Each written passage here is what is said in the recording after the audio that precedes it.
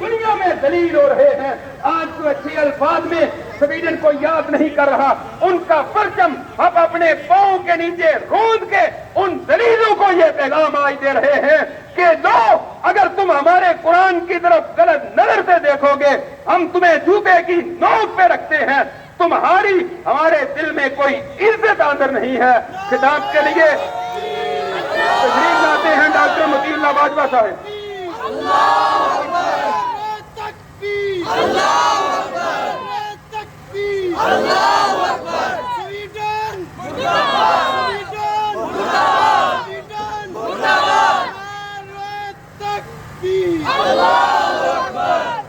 ایک طرف ہو جائیں بھائی, ایک طرف ہو جائیں, اور اپنے آپ کو بچائیں بھی. بیٹا اپنے آپ کو بچائیں, آپ پیچھے ہو جائیں ذرا. اب آپ ادھر دیکھیں ذرا. یہ سارے لوگ, سارے دوست, صرف کیمرہ والے جو ہیں وہ ادھر رہیں. بسم اللہ والصلاۃ والسلام علی رسول اللہ صلی اللہ علیہ وسلم. اما بعد, اعوذ باللہ من الشیطان الرجیم. بسم اللہ الرحمن الرحیم. واللہ غالب علی امرہ. آج کی یہ شاندار ناموس قرآن ریلی, حرمت قرآن ریلی, تحفظ قرآن ریلی اپنے اختتام کو پہنچی, اور آپ نے علماء کی گفتگو سنی, ان کے خطابات سنے.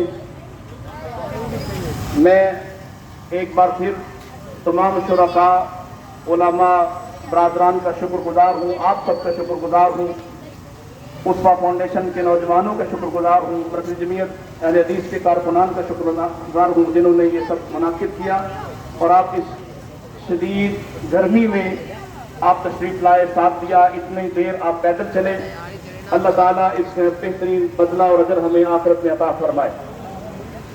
بس میں ایک بات, بڑی خوبصورت باتیں میرے دوستوں نے کی ہیں, تینوں سابقین ابھی جو یہاں گفتگو ہوئی, حافظ عبدالروف صاحب کی, قاری منظور صاحب کی, اور ڈاکٹر ابراہیم صاحب, تقریباً ایک ہی بات کی طرف سب کی توجہ اور سب نے رغبت دلائی ہے کہ آپ یہ جو آج کا ہمارا اجتماع ہے وہ دو طرح سے, میں نے پہلے بھی خطبہ جمعہ میں بھی عرض کیا کہ اس کی دو وجوہات ہیں. ایک اپنی محبت کا اظہار, اپنی محبت کا اظہار کرنا یہ سنت ہے, اور میں کئی ایک باتیں اس پر کر سکتا ہوں. نبی کریم صلی اللہ علیہ وسلم کے لیے سب کچھ چھوڑ کر جانے والا, قرآن کے لیے سب کچھ چھوڑ کر جانے والا, برہنہ سفر کرنے والا صحابی جب مسجد نبوی میں پہنچا اور وہاں اس نے صفہ والوں کے ساتھ قیام کیا, وہ بلند آواز سے قرآن پڑھتا تھا, تو حضرت عمر رضی اللہ تعالیٰ نے نبی پاک کی توجہ دلائی اور رضی اللہ کے رسول صلی اللہ علیہ وسلم اس کو منع کیجئے, یہ بہت بلند آواز سے قرآن پڑھتا ہے. تو آپ نے ارشاد فرمایا, عمر اسے چھوڑ دو, یہ اللہ سے, اس کے رسول سے اور قرآن سے محبت کرنے والا ہے. تو قرآن سے محبت کرنا بذات خود ایک اعزاز ہے, اس محبت کے اظہار کے لیے ہم نکلے ہیں. ایک بات تو یہ ہے. دوسرا, پوری دنیا آپ کے ان گلی محلے کے احتجاجات کو دیکھتی ہے.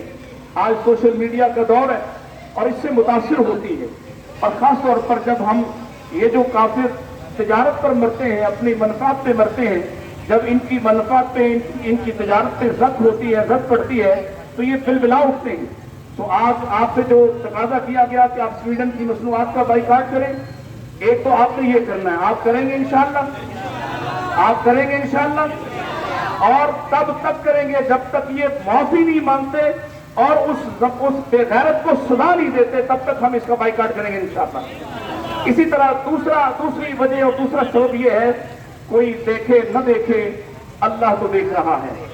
اور میں نے اس کی مثال پہلے بھی دی ہے کہ اگر آج تک ابراہیم علیہ السلام کی آگ کو بھڑکانے کے لیے پھونکے مارنے والی چھپکلی یاد ہے اور چڑیا یاد ہے پانی سے قطرے کو بجھانے والی, تو ہمیں بھی انشاءاللہ یہ زمین, یہ دھرتی یاد رکھے گی, اور انشاءاللہ کل قیامت کے روز اپنے خالق و مالک کے سامنے ہماری شہادت اور گواہی دے گی کہ جب قرآن پہ حملہ ہوا, قرآن کی عزت اور عطرت پہ حملہ ہوا, اس وقت یہ لوگ نکلے.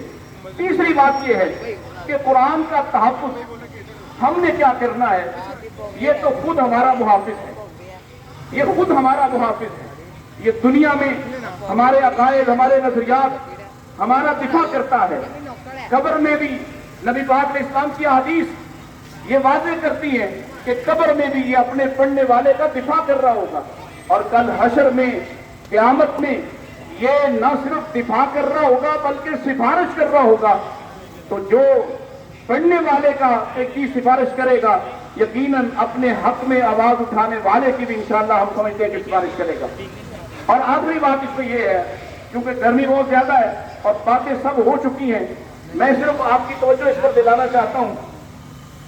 ایک تو ہے کہ مساجد میں اہتمام ہو، وہ ہو تو آپ شامل ہوں، اور جہاں جہاں ہوتا ہے آپ وہاں شامل ہو جائیں.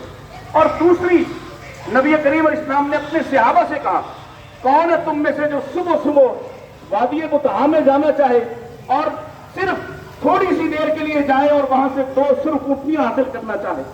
تو سبھی حاصل کرنا چاہتے تھے، اور یہ سرخ اونٹ سے مراد یا آج کی اس کی مناسبت آپ فارچونر سے لے لیں، پراڈو سے لے لیں، 8-10 کروڑ کی گاڑی، اتنا قیمتی مال.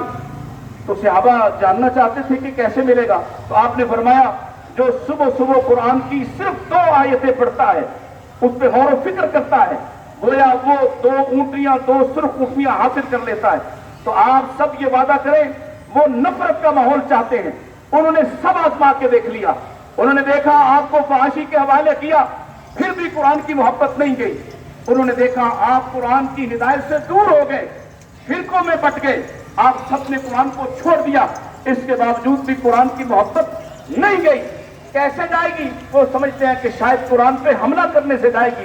نہیں، بلکہ ایسا ہوتا ہے جب آپ ہمارے کسی مقدسات میں سے کسی پر حملہ کرتے ہیں، ہم پھر جاگ جاتے ہیں، ہمارا شعور پھر بیدار ہوتا ہے، ہمارا ضمیر ہمیں پھر جگا دیتا ہے. تو آپ جاگیے اور یہ وعدہ کیجئے کہ آج سے کم آپ اپنے گھر میں کل فجر پڑھنے کے بعد کم سے کم 2 آیتیں ضرور پڑھا کریں گے. کم سے کم 2 آیتیں اپنے گھر والوں کو، اپنے بچوں کو ان کا ترجمہ ضرور سنائیں گے. بولیے، ہاتھ اٹھا کے وعدہ کیجئے. میرا خیال ہے کہ یہ سب سے بہترین کام ہے جو ہم بدلے کے طور پر کر سکتے ہیں. اپنی نفرت کا اظہار ان کی مصنوعات کا بائیکاٹ کر کے کریں گے، اور قرآن سے اپنی محبت کا اظہار قرآن کے ساتھ جڑ کے اس کے ساتھ تعلق بنا کے کریں گے.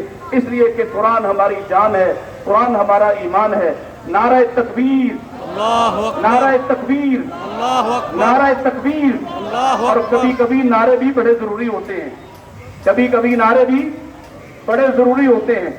ابو سفیان ابھی مسلمان نہیں ہوئے تھے، اور غزوہ احد میں جیتنے کے بعد انہوں نے کہا تھا، اولو حبل، حبل کی جے ہو. اللہ کے پیارے حبیب صلی اللہ علیہ وسلم نے سیدنا عمر سے کہا تھا، اٹھو کھڑے ہو کر جواب دو. اور سیدنا عمر نے کہا تھا، اللہ اعلی و اجل. کبھی کبھی نعرے بھی بڑے ضروری ہوتے ہیں، کیونکہ نعرے خون کو گرما دیتے ہیں، غیرت کو واپس لاتے ہیں، اور نعرے ہی آپ کو آپ کے اس ضمیر کے ساتھ کھڑا کرتے ہیں، اس نظم کے ساتھ کھڑے کرتے ہیں، اس محبت کے ساتھ کھڑے کرتے ہیں جس پر ہمارے ایمان کی اساس ہے. قرآن پر، قرآن کی حرمت پر، اس کی ناموس اور تحفظ پر ہماری جان بھی